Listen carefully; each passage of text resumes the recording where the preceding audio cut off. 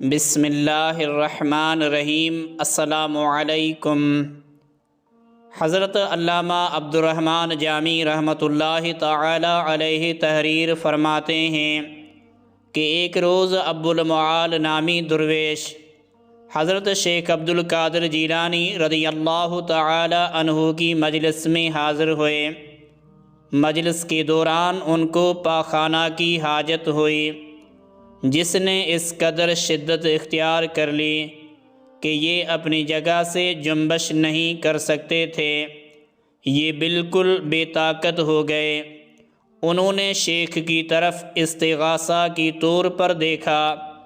حضرت غوث اعظم رضی اللہ تعالی عنہ ممبر سے ایک زینہ نیچے اتر آئے۔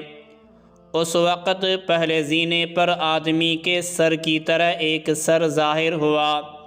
جب دوسری سیڑھی پر حضرت اترے تو اس سر کے دوسرے اعضاء کندھا اور سینہ ظاہر ہوئے۔ اس طرح حضرت زینہ بزینہ اترتے تھے اور وہ صورت انسانی مکمل ہو جاتی تھی، یہاں تک کہ حضرت کی صورت میں منتقل ہو گئے، اور آواز بھی بالکل حضرت جیسی اس صورت سے آتی تھی۔ کلام بھی بالکل حضرت کے کلام کی طرح تھا۔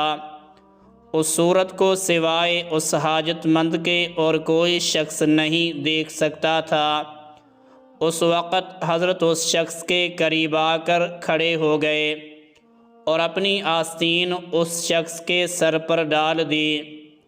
آستین کا پڑھنا تھا کہ ابو المعال نے اپنے آپ کو ایک لق و دق میدان میں پایا، جہاں ایک نہر جاری تھی۔ اس نہر کے کنارے ایک گھنا درخت تھا۔ ابو المعال نے اپنی کنجوں کا گچھا اس درخت کی شاخ پر لٹکا دیا اور قضائے حاجت میں مشغول ہو گئے۔ فراغت کے بعد نہر سے وضو کیا اور 2 رکعت نماز ادا کی۔ سلام پھیرنے کے بعد حضرت غوث اعظم رضی اللہ تعالی عنہ نے اپنی آستین اس سے اٹھائی تو انہوں نے اپنے آپ کو پھر اسی مجلس میں موجود پایا۔ ابو المعال کے اعضاء وضو کے پانی سے ابھی تک تر تھے اور پاخانہ کی حاجت رفع ہو چکی تھی، اور حضرت اسی طرح ممبر پر واعظ میں مصروف تھے، گویا نیچے تشریف ہی نہیں لائے تھے۔ ابو المعال بھی خاموش بیٹھے رہے اور کسی سے کچھ نہ کہا، لیکن جب کنجوں کا گچھا اپنے پاس موجود نہیں پایا تو سخت پریشان ہوا۔ ایک مدت دراز کے بعد ابو المعال کو سفر کرنے کا اتفاق ہوا۔ بغداد شریف سے 14 دن کا راستہ تھا۔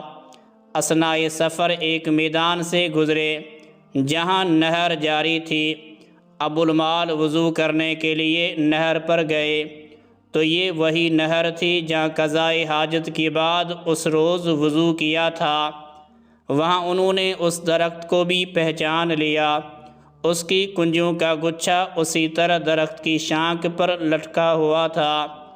ابو المعال کہتے ہیں کہ جب میں بغداد شریف واپس آیا تو حضرت شیخ عبدالقادر جیلانی رضی اللہ تعالی عنہ کی خدمت میں حاضر ہو کر یہ قصہ بیان کیا تو آپ رضی اللہ تعالی عنہ نے میرا کان پکڑ کر فرمایا، اے ابو المعال، جب تک ہم زندہ ہیں یہ بات کسی سے نہ کہنا۔